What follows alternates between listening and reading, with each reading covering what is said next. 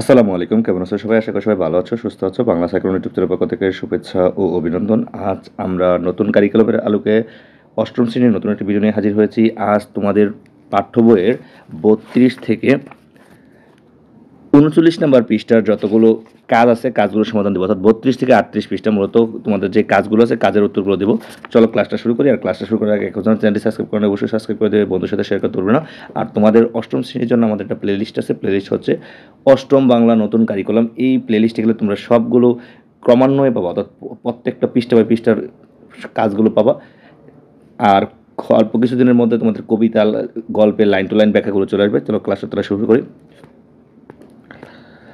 তাহলে আজকে আমরা যে টপিকটা বলবো 2.2.2 ভাষারূপের পরিবর্তন, অর্থাৎ তোমাদের যে প্রথম যে পৃষ্ঠাটা আছে 32 পৃষ্ঠা, এখানে কি বলছে দেখো। যাত্রা গল্পের কথোপকথনের কয়েকটি জায়গায় আঞ্চলিক ভাষারীতির প্রয়োগ করা হয়েছে। গল্প থেকে এরকম কয়েকটি বাক্য নিচের ছকের বাম কলামে লেখা এবং ডান কলামে বাক্যগুলোর প্রমিত রূপ নির্দেশ করা হলো। কাজ শেষে সহপাঠীদের সাথে উত্তর নিয়ে আলোচনা করো এবং প্রয়োজনে সংশোধন করো, এর একটি করে দেখানো হলো।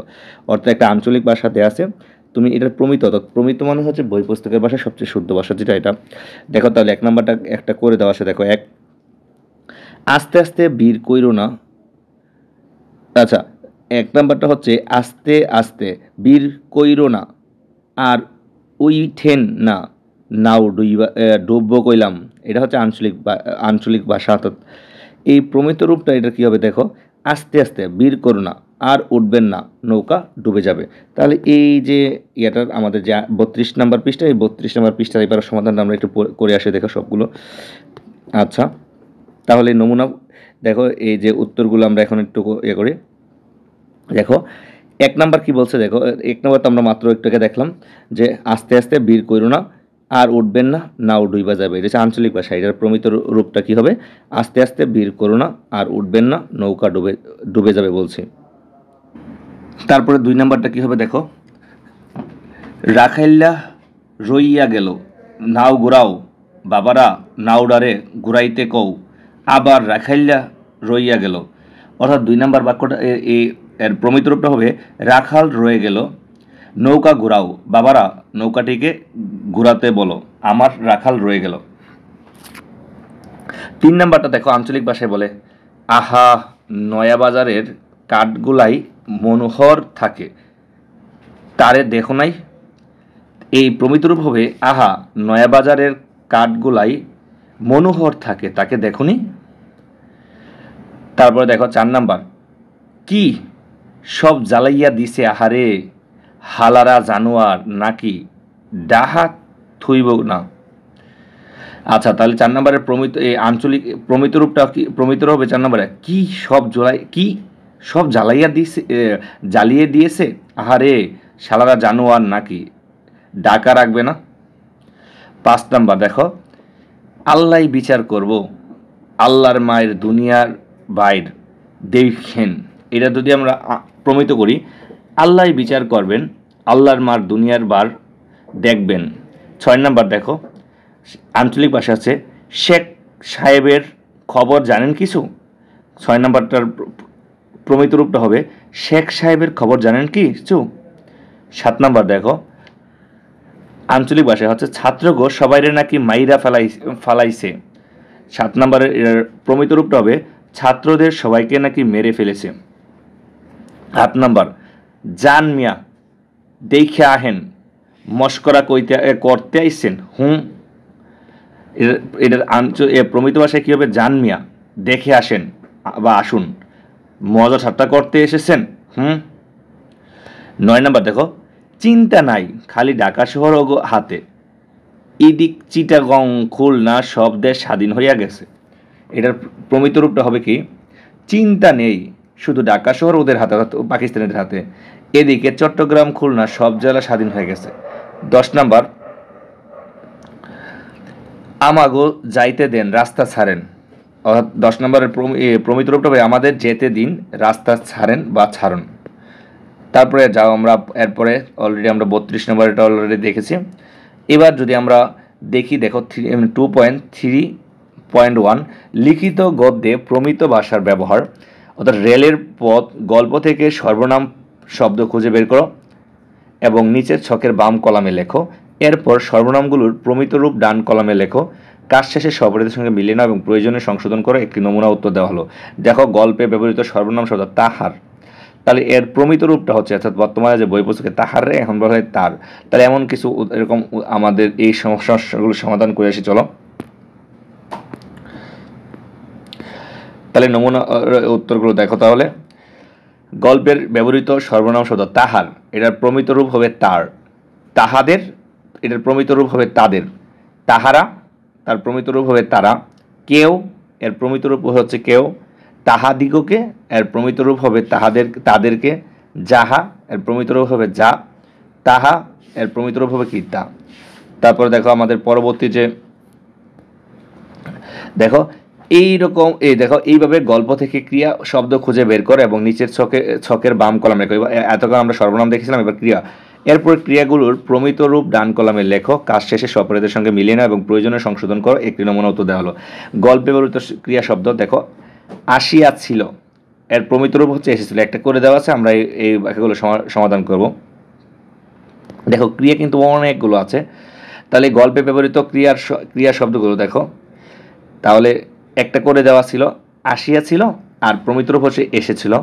এবার যদি বলি জন্মিয়া, আর প্রমিত রূপ হবে জন্মে। যাইবার, প্রমিত রূপ হবে যাবার বা যাওয়ার। তারপরে পড়িলে, প্রমিত রূপ হবে পড়লে। তারপরে যদি থাকিত, আর প্রমিত রূপ হবে থাকতো। পড়িয়া ছিল, এর প্রমিত রূপ হচ্ছে পড়িয়াছিল। আসিয়া গেল, এটা হবে এসে গেল। ফেলিয়া, ফেলে। মিশিয়াছে, এটা হবে মিশেছে। উঠিয়াই, উঠেই। তোমাদের কিন্তু বই এতগুলো তোমাদের করে মানে কাজ করতে হবে এরকম না, তোমাদের বইয়ে কিন্তু অল্প কিছু গল্পে আছে, তোমাদের মতো করে করলে হবে। তারপরে ফেলিয়া, ফেলে। মিশিয়াছে, মিশেছে। উঠিয়াই, উঠেই। হারাইয়াছিল, হারিয়েছিল। তারপর খুঁজিয়াও, খুঁজেও। দেখিতেছিল, দেখছিল বা দেখতেছিল। বলিয়া, বলে। উঠিয়া, উঠে। বলিল, বলল। হইতেছিল, হচ্ছিল। নামিয়া পড়িল, নেমে পড়ে। নামিয়া পড়িয়া, নেমে পড়ে। ভাঙ্গিয়া, ব্যঙ্গে। ছুটিল, ছুটল। হইল, হলো। পড়িল, পড়ল। হারাইয়া, হারিয়ে। ফেলিল, ফেলল। পুতিয়া, পুঁতে। উঠিল, উঠল। জড়িতে লাগলো, জড়তে লাগলো। ছিঁড়িয়া গেল, ছিঁড়ে গেল। করিতে হইল, করতে হলো। উঠিয়া আসিল, উঠে এলো। আসিয়া, এসে। বলিয়া, বলে। বাঁচাইল, বাঁচল। ছুটিতে হইবে না, ছুটতে হবে না। হারাইতে হইবে না, হারতে হবে না। খাইতে হইবে না, খেতে হবে না। দেখিল, দেখল। গিয়াছে, গিয়েছে বা গেছে। যাইতেছে, যাচ্ছে। পার হইয়া, পার হয়ে বা পেরিয়ে। আরও আছে দেখো, তোমাদের এতগুলো কিন্তু করা লাগবে না, জাস্ট আমি অনেকগুলো করে দিলাম, তোমাদের মতো করে তোমরা করবা। আসিয়া, উঠিল। এসে উঠল। দেখিতে লাগিল, দেখতে লাগলো। দিতেছে, দিচ্ছে। চলিল, চলল। হইতে হইল, চলে হতে হলো। তার মানে আমরা অলরেডি ক্রিয়ার রূপটা অলরেডি দেখে গেলাম, ক্রিয়ার রূপগুলো দেখে নিলাম। এবার আসো সাধুরীতি বাক্যকে প্রমিত বাক্যে রূপান্তর করা। সাধুরীতির বাক্যকে রেলের পথ গল্পে সাধুরীতির কয়েকটি বাক্য নিচের ছকে লেখা এবং একই সঙ্গে বাক্যগুলোকে প্রমিত গদ্যরীতিতে রূপান্তর করো। কাজ শেষে সহপাঠীদের সঙ্গে আলোচনা করো এবং প্রয়োজনে সংশোধন করে নাও। একটি নমুনা উত্তর দেওয়া হলো। সাধুরীতির বাক্য, দিন গণিতে গণিতে অবশেষে যাইবার দিন আসিয়া গেল। এটা প্রমিত রূপটা দেওয়া আছে, দিন গুনতে গুনতে অবশেষে যাওয়ার দিন এসে গেল। আর বাকিটা আমরা এখন করব। দেখো এটা নমুনা উত্তরটা এনে কি আছে, একটা তোমাদের তো করে দেওয়া আছে, অর্থাৎ 1 নাম্বারটা তো করে দেওয়া ছিল, দিন গণিতে গণিতে অবশেষে যাইবার দিন আসিয়া গেল। এটার প্রমিত রূপ হবে দিন গুনতে গুনতে অবশেষে যাইবার দিন এসে গেল। আরেকটা বাক্য লিখতে পারো, সেদিন তাদের রাঙ্গি গায়ের বাছুর হইয়াছিল। রাঙ্গি মানে রঙিন এরকম। এটা 2 নাম্বারটার প্রমিত রূপ হবে সেদিন তাদের লাল রঙের গাভীর বাছুর হইয়াছিল। তোমরা যে জিনিসটা করতে পারো, এখানে যে আমি যে 2 নাম্বার দিয়েছি তোমাদের 2 নাম্বারই দেওয়া লাগবে এরকম না, তুমি 2 3 মিস করে দিতে পারো, তুমি উল্টাপাল্টা করে দিতে পারো, এক একজন এক একটা দিবা, তাহলে তোমাদের লেখাটা আরো আকর্ষণীয় হবে, সবাই একরকম হবে না। ঠিক আছে, তোমরা যখন লিখবা ক্লাসমেটরা তোমরা এক একটা উল্টাপাল্টা করে লিখবা, তুমি 5 নাম্বারটা 3 নাম্বার, 3 নাম্বারটা 5 নাম্বার লিখবা, তাহলে কারোর সাথে কারো মিলবে না। 3 নাম্বারটা দেখো, লোভও হইতেছিল ভয়ও হইতেছিল, এটার প্রমিত রূপটা হবে লোভও হচ্ছিল ভয়ও হচ্ছিল। 4 নাম্বারটা দেখো, দুইজনে চারদিকে চাহিয়া দেখিল, এর প্রমিত রূপটা হবে দুজনে চারদিকে চেয়ে দেখল। 5 নাম্বার দেখো, পরে যাহা হইল তাহা সুবিধাজনক নয়, 5 নাম্বারের এটা হবে কি পরে যা হলো তা সুবিধাজনক না। তারপর দেখো 6 নাম্বার, তাহারা বহু কষ্টে আবার পাকা রাস্তায় উঠিয়া আসিল, 6 নাম্বার, তারা অনেক কষ্টে আবার পাকা রাস্তায় উঠে এলো। 7 নাম্বার দেখো, বাড়ি আসিয়া তাহার দিদি ঝুড়ি ঝুড়ি মিথ্যা কথা বলিয়া নিজের ও তাহার পিঠ বাঁচাইল, তাহলে এর প্রমিতরূপ কি বাড়ি এসে তার দিদি ঝুড়ি ঝুড়ি বা অনেক মিথ্যা কথা বলে নিজের ও তার পিঠ বাঁচাইল। 8 নাম্বার, সে বিস্ময়ের সহিত চাহিয়া দেখিল, তাহলে 8 নম্বরের প্রমিতরূপ হবে সে বিস্ময়ের সঙ্গে চেয়ে দেখল। 9 নাম্বার, তাহার বাবা বলিল ওই দেখ হোকা রেলের রাস্তা, তার বাবা বলল, এটা প্রমিত রূপ হবে তার বাবা বলল ওই দেখ খোকা রেলের রাস্তা বা রেলপথ। 10 নম্বর সাধুরীতি হচ্ছে, অপু এক দৌড়ে ফটক পার হইয়া রাস্তার উপর আসিয়া উঠিল, অপু এক দৌড়ে দরজা পার হয়ে রাস্তার উপর এসে উঠিল। আশা করি তোমাদের এর মধ্যে অলরেডি আমাদের এই যে সমস্যার সমাধান হয়ে গেছে। আজকে আমরা তাহলে যে সমস্যার সমাধান করলাম তোমরা এগুলো তোমাদের বইয়ে দেখে লিখে নেবে। আশা করি তোমরা অনেক উপকৃত হবে। চ্যানেলটা অবশ্যই ভালো লাগলে সাবস্ক্রাইব করে রাখবে, বন্ধুর সাথে শেয়ার করতে বলবে না। ধন্যবাদ সবাইকে।